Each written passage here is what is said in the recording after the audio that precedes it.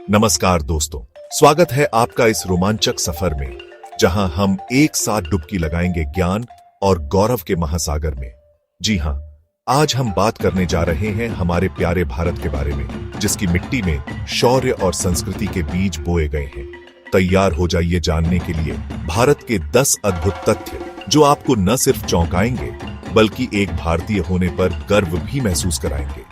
ये तथ्य आपको भारत की महानता का अंदाजा देंगे, उसकी विविधता का परिचय देंगे और उसकी उपलब्धियों का बखान करेंगे। तो क्या आप तैयार हैं इस अद्भुत सफर के लिए? दोस्तों, क्या आप जानते हैं कि भारत दुनिया का सबसे बड़ा लोकतंत्र है? जी हां, आपने बिल्कुल सही सुना। हमारी आबादी 130 करोड़ से ज्यादा है और यहां हर नागरिक को अपना प्रतिनिधि चुनने का अधिकार है। चाहे वो अमीर हो या गरीब, चाहे वो किसी भी धर्म या जाति का हो, हर भारतीय को वोट देने का समान अधिकार है। ये लोकतंत्र की असली ताकत है और ये ताकत भारत को दुनिया के सबसे बड़े लोकतंत्र का खिताब दिलाती है। हर 5 साल में करोड़ों भारतीय अपने मतदान केंद्रों पर जाते हैं और अपने वोट की ताकत से देश का भविष्य तय करते हैं। ये दृश्य अपने आप में अद्भुत होता है। दुनिया भर के लोग भारत के इस लोकतांत्रिक उत्सव को देखकर दंग रह जाते हैं। हमारे यहां चुनाव एक त्योहार की तरह मनाया जाता है। हर गली, हर चौराहे पर लोगों में जोश और उत्साह देखने लायक होता है और इस उत्साह में छिपा होता है भारतीय लोकतंत्र का भविष्य।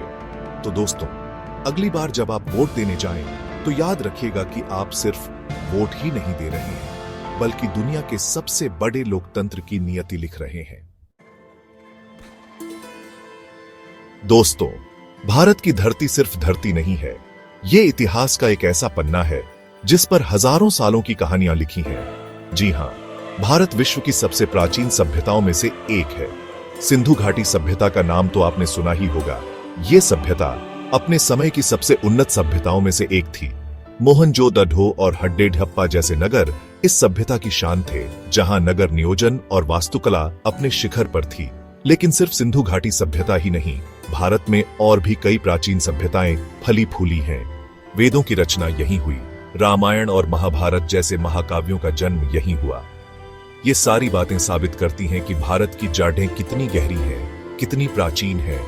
आज भी जब हम अपने देश के इतिहास के पन्नों को पलटते हैं, तो हमें ऐसे अनेक रहस्य और अजूबे देखने को मिलते हैं जो हमें हैरान कर देते हैं। खजुराहो के मंदिर हों या अजंता एलोरा की गुफाएं, भारत की प्राचीनता हमें हर कदम पर नजर आती है। तो दोस्तों, अगली बार जब आप किसी प्राचीन स्मारक या मंदिर के सामने खड़े हों, तो एक बार जरूर सोचिएगा कि ये पत्थर कितनी सारी कहानियां अपने अंदर छुपाए हुए हैं, कितने युगों का साक्षी है। दोस्तों, क्या आप जानते हैं कि भारत को भाषाओं का संग्रहालय भी कहा जाता है? जी हां, ये बात 100% सच है। हमारा देश भाषाओं के मामले में अनुपम है। यहाँ हर कुछ किलोमीटर पर भाषा और बोली बदल जाती है। भारत में 22 आधिकारिक भाषाएं मान्यता प्राप्त हैं, लेकिन इसके अलावा यहाँ 19,500 से भी ज्यादा भाषाएं और बोलियां बोली जाती हैं। कल्पना कीजिए, इतनी सारी भाषाएं, इतनी सारी बोलियां और हर भाषा की अपनी एक अलग ही मिठास। दक्षिण में तमिल और तेलुगु की गूंज हो, या उत्तर में पंजाबी और कश्मीरी का रंग, पूरब में बंगाली की मिठास हो, या पश्चिम में गुजराती का जलवा, भारत की हर भाषा अपने आप में एक अनोखी पहचान रखती है।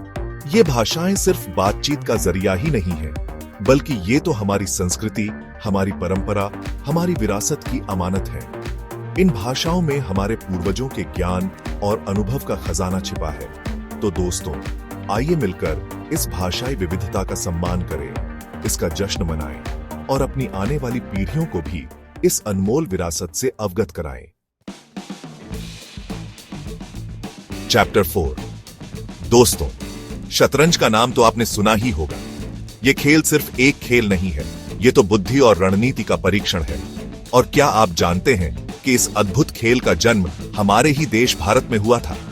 जी हां, शतरंज, जिसे प्राचीन काल में चतुरंग कहा जाता था, का आविष्कार भारत में ही हुआ था। यह खेल धीरे धीरे पूरी दुनिया में फैल गया और आज ये दुनिया के सबसे लोकप्रिय खेलों में से एक है। चतुरंग का मतलब होता है 4 अंगों वाली सेना, जो कि प्राचीन भारत में सेना के 4 मुख्य अंगों का प्रतीक थी: हाथी, घोड़ा, ऊंट और पैदल सैनिक। ये खेल हमें सिखाता है कि हर मुश्किल समस्या का हल सोच समझकर रणनीति बनाकर निकाला जा सकता है। आज भी भारत में शतरंज को बहुत पसंद किया जाता है और यहाँ के खिलाड़ी अंतरराष्ट्रीय स्तर पर अपनी धमक बना रहे हैं। विश्वनाथन आनंद का नाम तो आपने सुना ही होगा। वे 5 बार विश्व चैंपियन रह चुके हैं और भारत का नाम रोशन किया है।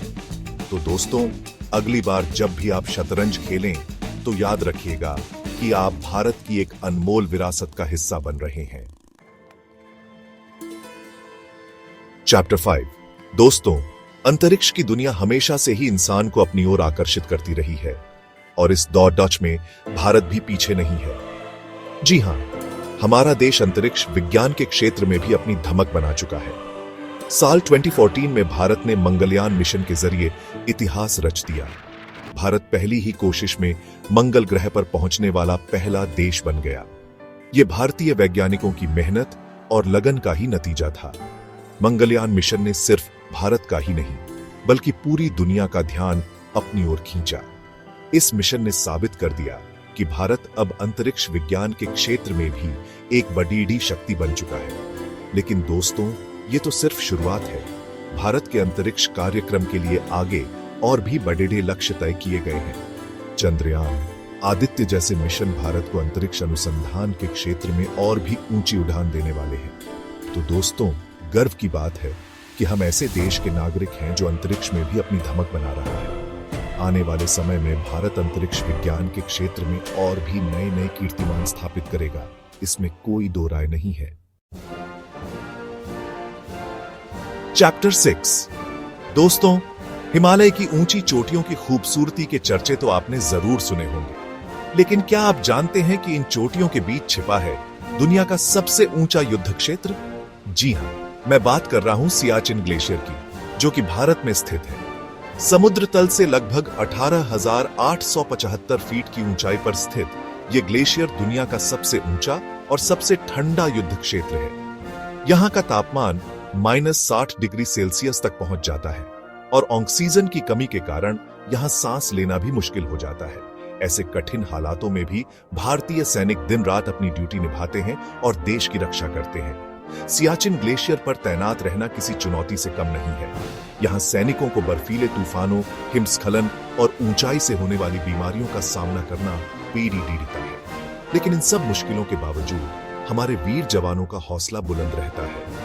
सियाचिन ग्लेशियर पर भारतीय सैनिकों की बहादुरी और त्याग को शब्दों में बयां नहीं किया जा सकता। ये वीर जवान हमारे लिए प्रेरणा का स्रोत है, जो हमें सिखाते हैं कि देश के लिए कितना भी बड़ा त्याग क्यों न हो, उसे हंसी खुशी स्वीकार करना चाहिए।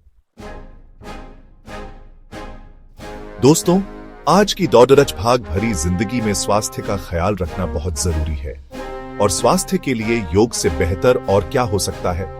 जी हां, योग का जन्म हमारे ही देश भारत में हुआ था। हजारों साल पहले ऋषि मुनियों ने योग की शुरुआत की थी। योग सिर्फ शारीरिक व्यायाम ही नहीं है, बल्कि ये तो मन और आत्मा को स्वस्थ रखने का भी एक जरिया है। योग के माध्यम से हम अपने तन और मन के बीच सामंजस्य स्थापित कर सकते हैं। आज पूरी दुनिया में योग का प्रसार हो चुका है और लाखों लोग इसका लाभ उठा रहे हैं। योग के माध्यम से अनेक बीमारियों से छुटकारा पाया जा सकता है और तनाव मुक्त जीवन जिया जा सकता है। अंतर्राष्ट्रीय योग दिवस हर साल 21 जून को मनाया जाता है। पूरी दुनिया में इस दिन लोग योग करते हैं और स्वस्थ रहने का संदेश देते हैं। ये भारत के लिए गर्व की बात है कि पूरी दुनिया को स्वस्थ रखने में हमारा योगदान है। तो दोस्तों, आइए हम सभी मिलकर योग को अपने जीवन का अभिन्न हिस्सा बनाएं और एक स्वस्थ और खुशहाल जीवन जिएं। दोस्तों, क्या आप जानते हैं कि दुनिया का सबसे बड़ा धार्मिक समागम कहां लगता है? जी हां, यह समागम हमारे ही देश भारत में लगता है और इसका नाम है कुंभ मेला। कुंभ मेला हर 12 साल में 4 तीर्थ स्थलों प्रयागराज, हरिद्वार, उज्जैन और नासिक में से एक पर लगता है। इस मेले में करोड़ों श्रद्धालु भाग लेने आते हैं। ये दृश्य अपने आप में अद्भुत होता है, जब गंगा, यमुना और सरस्वती जैसी पवित्र नदियों के तट पर मानवता का सागर उमड़ पड़ता है। कुंभ मेले का महत्व सिर्फ धार्मिक ही नहीं है, बल्कि ये हमारी संस्कृति और परंपरा का भी प्रतीक है। ये मेला हमें एकता, भाईचारा और सद्भाव का संदेश देता है।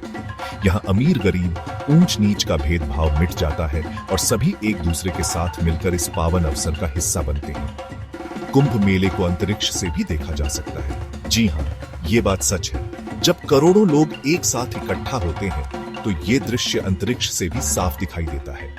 ये भारत की ताकत का, यहाँ की आस्था का प्रतीक है। तो दोस्तों, अगर आपने अभी तक कुंभ मेला नहीं देखा है तो जरूर देखने की कोशिश कीजिए। ये अनुभव आपके जीवन में एक नया रंग भर देगा। दोस्तों, गणित एक ऐसा विषय है जिसके बिना हम अपने जीवन की कल्पना भी नहीं कर सकते। और गणित में सबसे महत्वपूर्ण है शून्य। लेकिन क्या आप जानते हैं कि इस शून्य का आविष्कार किसने किया था?